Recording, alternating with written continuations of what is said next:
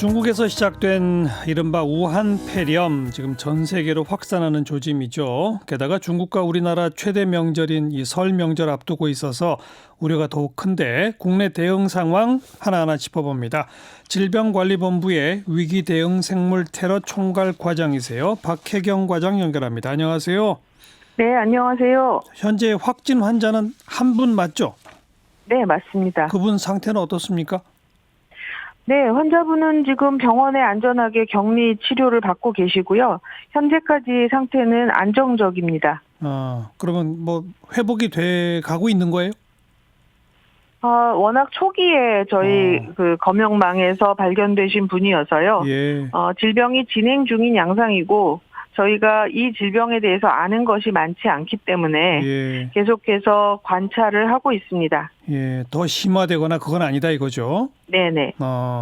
그다음에 뭐 증상을 유사 증상 보인 분들 좀 몇 분 있었는데 아직까지는 확진자가 없는 거죠?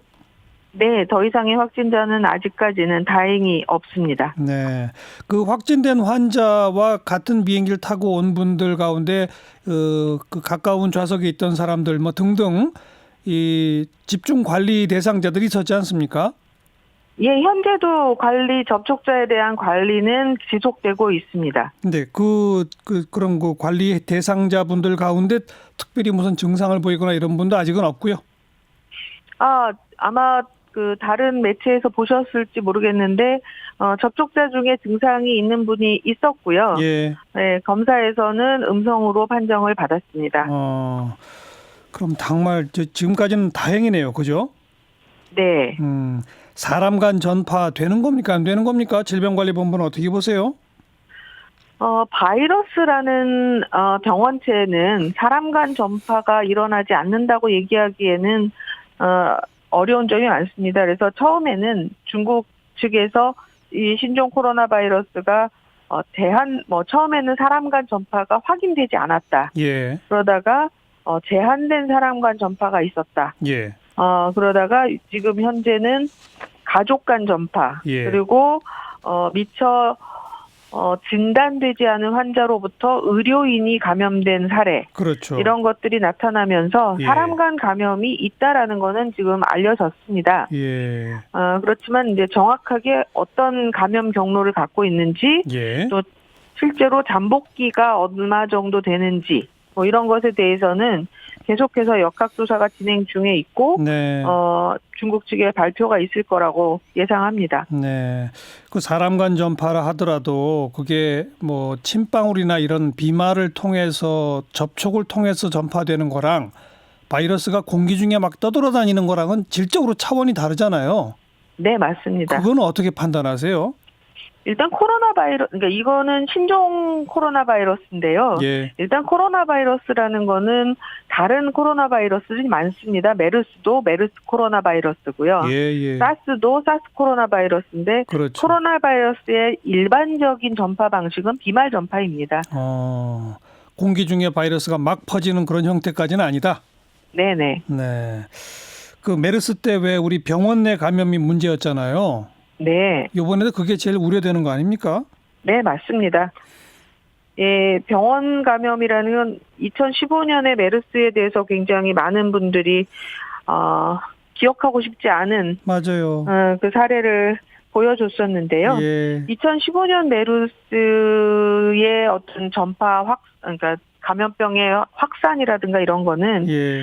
실은 그 당시까지는 매우 허술했던 우리나라의 병원 감염 관리의 문제가 네. 감염병 재난을 가져올 수 있다라는 거를 여실히 보여준 사례라고 할 수 있습니다. 그렇죠.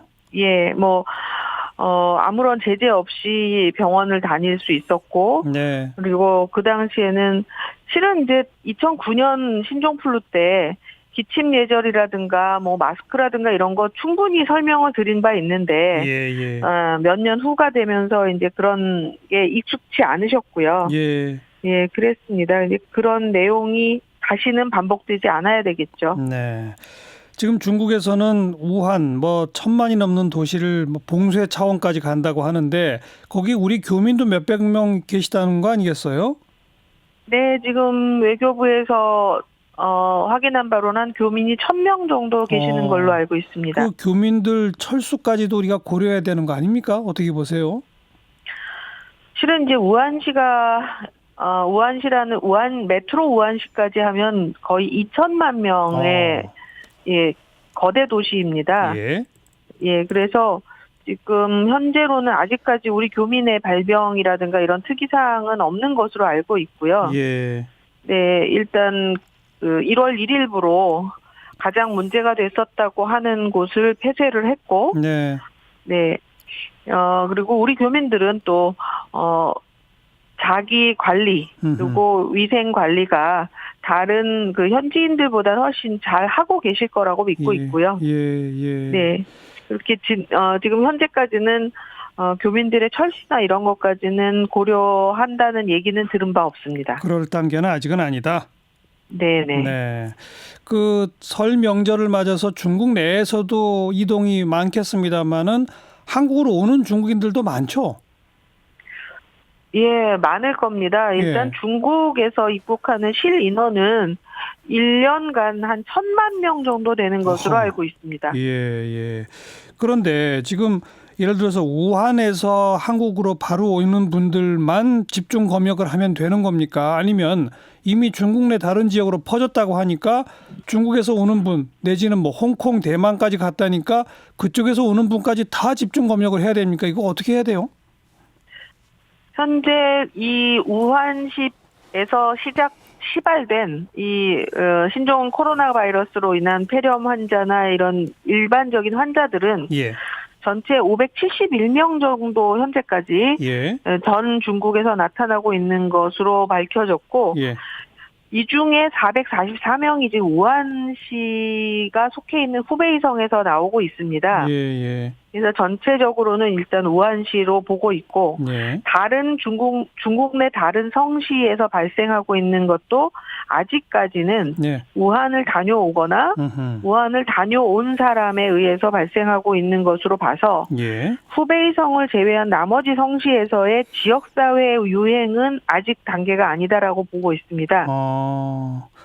그러니까 지역사회 유행 정도로 볼 거는 우한시 하나니까 우한에서 한국으로 오는 것만 집중 검역하면 된다. 이런 말씀이네요. 현재까지는 그렇습니다. 네. 그러니까 이 상황은 뭐 당장 내일이라도 바뀔 수 있는 상황이고요. 알겠습니다. 그 지금 우한에서 한국으로 오는 비행기 이런 건 다 금지시켰다면서요? 네, 제가 제가 보고받은 바로는 내일부터 우한 공항이 폐쇄되는 것으로 알고 있습니다. 그 우한에서 다른 곳을 거쳐서 한국으로 오는 분들은 어떻게 해야 됩니까? 지금 정확한 건 확인을 해봐야 알겠지만 우한 전체에서 나가는 모든 교통수단을 지금 통제하고 있는 것으로 알고 있습니다. 예. 그래서 아마 다른 곳에서 오는 것조차도 쉽지 않을 것으로 보고요. 네. 우한시에 대해서는 저희가 강화된 검역, 그러니까 우한시로 들어오는 직항편에 대해서는 입국장 검역을 실시를 하고 전원에 대한 그 개별 발열 감시를 했는데요. 네. 우리나라 공항과 항만에서는 실은 모든 입국자에 대한 발열 감시가 이루어집니다. 예. 알겠습니다. 그러니까 발열 감시는 항상 하고 있잖아요. 저도 입국할 때 보면은 저 멀리서 체온 재는 게 딱 있더라고요. 네. 그나저나 WHO 세계보건기구는 긴급위원회를 열어서 이 우한 폐렴으로 전 세계 비상사태를 선포할지 여부를 우리 시각으로 오는 새벽 3시쯤 결정한다고요? 네, 원래는 오늘 새벽 3시였는데요. 이 결정을 못 내리고 재회의를 여는 것으로 알고 있습니다. 어떤 결정이 내려질 걸로 예상하세요? 이것은 예상이 좀 불가능한 것 같습니다. 그래요. 만약 그 국제적인 비상사태가 선포되면 대응 체계가 어떻게 달라지는 겁니까? 국제적인 비상사태를 선포할지 아니면 중국만을 대상으로 비상사태를 선포할지에 대해서도 아마 이 긴급위원회의 결과를 봐야 할 것입니다. 에볼라 같은 경우도 그 지역만을 비상사태로 선포를 했기 때문에 지금 다른 나라에서는 뭐 결국 우리나라 환자도 우한에서 오신 분이었기 때문에요. 그렇죠. 그러니까 예를 들어서 전 세계적 비상사태가 된다면 우리의 이 대응 체계도 또 달라지는 거예요? 현재 우리나라 대응 체계는 거의 지금 저희가 주의 단계라고 말씀을 하지만 경계에서 심각 단계로 할 수 있는 대응 체계를 많이 동원을 하고 있습니다. 네, 이미 하고 있다. 네, 대응 체계가 만약에 달라진다면 이제 감염병 대응에 대한 거버넌스가 달라지면서 예. 국가적으로 재난 성포가 되든가 예. 뭐 이런 내용이 드는데 예. 아직 국내에서는 예. 그러기에는 뭐 환자가 많은 것도 아니고 그렇죠. 지역사회에 그렇죠. 확산이 예. 된 것도 아닙니다. 확진자 한 명이니까. 네, 네. 자, 우리 청취자분들께 어떤 점들 주의해야 할지 마지막으로 좀 정리해서 말씀해 주세요. 네. 좀 전에도 말씀드렸지만 2015년이 병원 감염 관리의 부재에서 오는 감염병 재난이었다는 교훈이 있기 때문에 네. 이런 신종 감염병에 대응하기 위해서는 검역을 기반으로 한 1차 저지선과 지역사회와 의료기관의 조기 발견, 그리고 전파 확산 방지, 그리고 국민 여러분들의 철저한 감염 예방 수칙 준수, 예. 이 세 가지가 동시에 이루어질 때만 감염병 재난을 예방할 수 있을 것으로 봅니다. 예. 이 수칙들을 잘 따라주시기를 거듭 네. 당부드립니다. 그 국민들이 해야 할 감염 예방 수칙은 뭐죠?